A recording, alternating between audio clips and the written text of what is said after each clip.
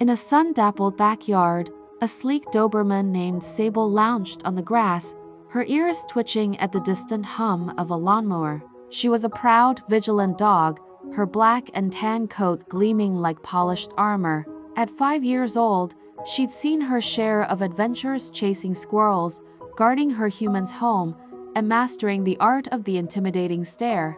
But nothing had prepared her for the whirlwind that was her new puppy, Ember. Ember was barely 8 weeks old, a tiny replica of Sable with oversized paws and a fearless spark in her amber eyes. The pup had arrived just a week ago, a gift from the universe, or more accurately, the breeder down the road. From the moment Ember tumbled out of her crate, she'd claimed Sable as her personal playground. Sable, ever patient, endured the nips at her ears and the clumsy pounces with a dignity only a seasoned Doberman could muster. This morning, though, Ember had a new idea. As Sable lay sprawled in the shade of an oak tree, Ember circled her, tail wagging like a metronome. The pup's eyes locked onto Sable's broad back, and with a determined yip, she launched herself upward. Her tiny paws scrabbled against Sable's smooth coat, claws catching just enough to hold on. In a flash, Ember was perched atop her mother's back,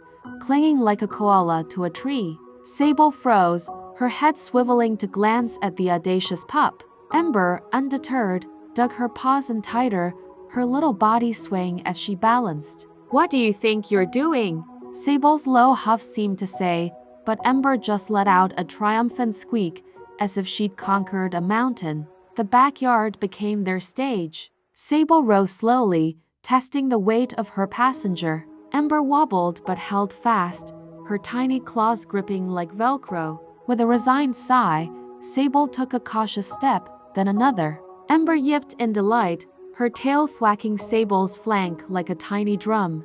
The Doberman's stride grew bolder, and soon she was trotting in a slow circle, Ember riding high like a jockey on a noble steed. The humans Tom and Leela, who watched from the porch, burst into laughter. "Look at that," Tom said, spilling his coffee. "She's got her own personal rider." Leela grabbed her phone, snapping photos as Ember's ears flopped wildly, her grin wide and unapologetic. Sable, for her part, seemed to accept her new role. She moved with care, her powerful muscles flexing under Ember's weight.